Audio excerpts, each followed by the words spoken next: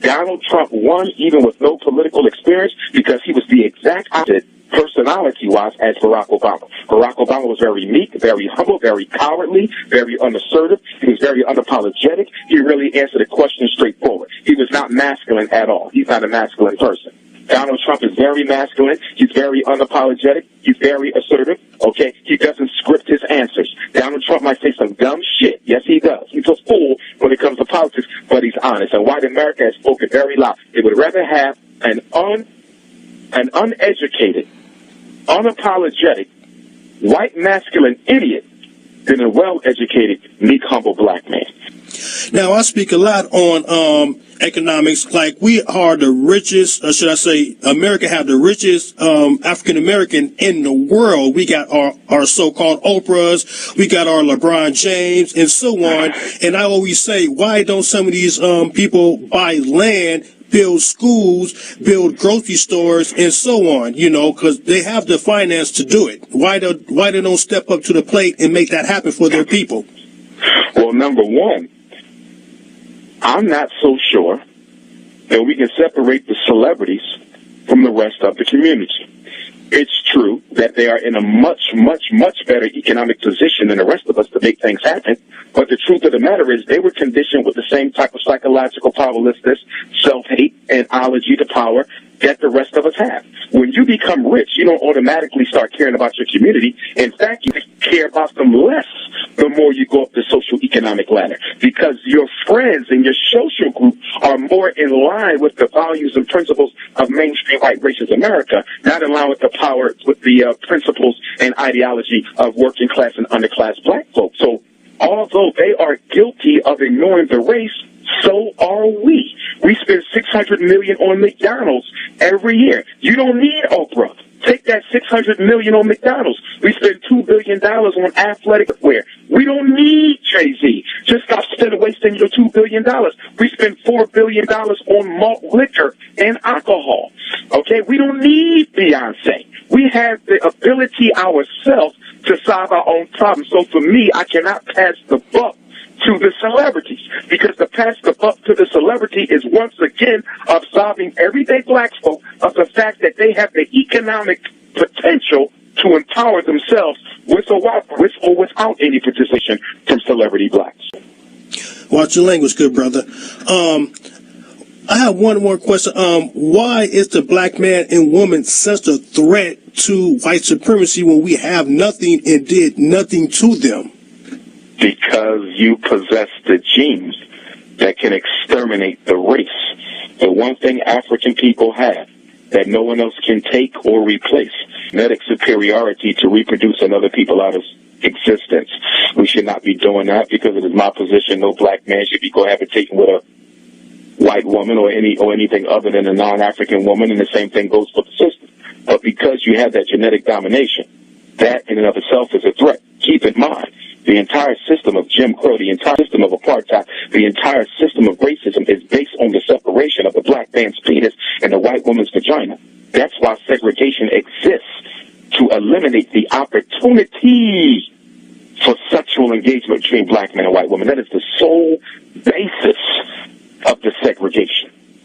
So we got to understand how much we are hated for what we possess. It doesn't matter if you're unemployed, fresh out of jail, on drugs, poor, homeless, psychologically insane, destitute, whatever the case may be. Bottom line is, when you walk into a room of other men, you're the only man in that room who can reproduce women out of existence. Now, recently, Brother Killer Mike had, said a statement to African Americans that we need to put our money in black banks. What's your take on African Americans putting their money in black banks opposed to any other bank like Bank of America, Chase Bank, and so on? I think it was a good thing. I think it was a good thing, and he wasn't the only one. I actually had said it. Other people had said it too. A shout out to Killer Mike.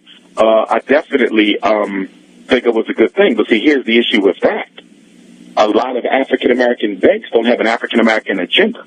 Most black banks in America have a capitalistic ideal. They have a capitalistic agenda. They're not looking to empower blacks. They're looking to take more of black people's money and share it amongst the black bourgeoisie economic elite. So what we need to do is we need to start building independent grassroots black credit unions and independent grassroots black banks. It only takes $250,000 to start a credit union. It only takes $1 million to start a bank. So that means without Christmas spending, do you know how many credit unions we could have started? Without Christmas spending, do you know how many banks we could have started? We can do this on our own. Now, I'm not knocking the black banks that exist, okay, but they need to reorient their focus because most of them are just black capitalist institutions. I'm not interested in black capitalism no more than I'm interested in white capitalism. I'm looking for banks that are about the re-empowerment of the black community, institutionalization. If the bank ain't building a hospital, what is it there for? If the bank ain't building a school, what is it there for? If the bank ain't building a hospital, a factory, an airline, what is it there for? If the bank isn't building an import-export, what is it there for? If the bank isn't financing small black businesses, what is it there for? The only institution I see black banks financing in the black community are churches. And the last thing we need is another church because the church is one of the biggest parasitic institutions in the black community. Now, let me clarify. There's exceptions to that rule. I speak in black churches on a regular basis, probably more than any other scholar in the country. So I will paint every pastor with the same brush. But if we are going to be honest, we have to admit that at least 90% of the black banks in America are guilty of the exact same thing that we complain that Arabs and Chinese and East Indians and Jews and Anglo-Saxons are doing to us, and that is raping the black dollar. They're giving us nothing in return. $100 million mortgage on a prayer house? What you need that for? $50 million mortgage on a prayer house? What you need that for? $75 billion mortgage on a prayer house? What do you need that for? The black church is doing the devil's work because it's taking black people's money, using it on the church, not putting nobody to work, building no schools up. Now, how can you have a church worth that type of money and you don't have any industries to support the church? If you don't have any industries to support the church, that means the sole responsibility of paying that mortgage is on the back of the black folks who go to that church. And then all that black money on Monday, because the day's Sunday, so the day was church, okay, Christmas service. Tomorrow, all that money they collected today at the Christmas service is going to go into a white bank, Wells Fargo, Bank of Manhattan, go to a white bank, and they're going to take all black people's Jesus money, and they're going to give it to white folks to come into the black community and retrench us, push us out, buy up all the land, close down the public schools, turn them into mansions. That most of what you see happening in the black community against us is being funded by black church collection dollars. Now, why won't the black church get rid of the white Jesus? I mean, in the Bible itself, it says that Jesus has hair of wool, skins of bronze, and the Jesus that's on the picture is nothing like that. So why won't the church get rid of the white Jesus and put an image of themselves up there? Because black people love white people. Deep within the consciousness of every black person is the ideal of wanting to be white. If half the black people in America could snap their fingers and be white with no one having known that they were black, they would do so. If half the blacks in America could snap their fingers twice and become white with no one having ever known that they were African, they would do so. Our inferiority complex is central to our self-hatred. It is central to our self-hatred. People say, remember I said you got to strike at the root, not at the branches. The self-hate is not a core cause. The self-hate is a branch.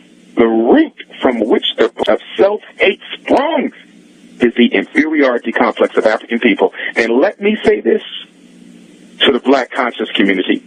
You will not eliminate your inferiority complex alone by reading books about African history and culture, about reading the greatness of our people. Why? Because your inferiority complex is the result of not teaching, but of training. It is not of book learning, but of physical action. They put us through a ritual. Slavery was an unholy ritual. You were put through practices that made you feel inferior to white people. They didn't sit you at a desk and give you a book and say, read this, and you started hating yourself. No, they put you through rituals. They beat you. They raped you. They sodomized you. They forced you to work without pay. They cursed you. They put you through a ritual. It wasn't just book learning. And I'm saying this because there's this idea that if black people, we can read our ways out of self-hatred. Some of us believe, some scholars believe, and some of the conscious speakers believe that we can actually read ourselves out of self-hate. You can read every book in the black bookstore, and you will still be a self-hate Negro, because the unconscious is conditioned through training. It is repetitive action that makes the unconscious. It is only the conscious mind that is made with book learning. So when you say you're conscious, you're simply talking about that 20% of brain power over which you exercise conscious control. That's where all the books you read, that's where that Dr. Ben book, that's where the Amos Wilson lecture is, that's where the Dr. Umar DVD is, that's in your conscious. But that 80%, that was made by slavery. And the only way you're going to be able to rehabilitate your unconscious mind is to put yourself through the same rituals that slavery put us through. Not the same type of ritual, but the same type of intensity, so you can shock the unconscious mind out of the self-hating state. That is why education is so important for our children, because we can still control a child's environment. You can control a child's environment. You cannot control an adult's environment. You cannot make another black person do what they don't want to do. But children, you can. And that's why I'm starting with education. So I guess that ties into my next question. Why do so many of our people unconsciously hate themselves, and why do our women are so embarrassed to wear their own hair? I haven't seen a black woman in a long time that's naturally wearing her own afro or her own hair. I see most of them in weave, extensions, and wigs, and so on. Well, you can thank the black man for that partly. The black woman does have an inferiority complex. She has one like we have one. Her inferiority complex leads her to try to look like a white woman, and our inferiority complex leads us to try to marry a white woman. So we both have the same inferiority complex. It just expresses itself differently. Black men heal the black woman from her low self-esteem. Black men can heal our sisters from that. Every woman in America would go natural tomorrow if she knew black men would appreciate her natural beauty. The reason black women manufacture themselves up like Barbie dolls is because they know that that's all the black man wants to see. If the woman doesn't have a European veneer, if she doesn't have a European mystique, if she doesn't have a European phenotype, we are not. That goes for so-called conscious brothers too, because a lot of them will talk that black power stuff and want to deal with a nappy-headed, big-lipped, chocolate-skinned sister. And so it is the black man's fault that the black woman is still not natural. Now, for the last 400-some years and today, a lot of our brothers been getting beat by the police, murdered by the police, killed by the police, and now they're even killing our sisters and beating our sisters down on videotape. You know what I mean? And in the 70s, the Black Panther, they were so tired of seeing that they actually went to the streets to patrol their own streets. Now, is it possible if African Americans can kind of form our own police system without using America system? Yes, you could. But here's the problem with that. You have to create a sense of internal integrity within the black community where we as a people are willing to be accountable to each other. That doesn't exist nowhere. Talk to any black person who has ever been in charge of other black people. I'm a school principal, former school principal. I quit the last job because I couldn't run the school the way that I needed to. But sometimes your toughest teachers are the black teachers. If you ever been manager at your job over black folks, you'll notice that black people sometimes have a problem than the white folks do, because we were conditioned to believe that we were nothing. It goes back to the inferiority complex. Why should I respect you when you are the same as me, a worthless Negro?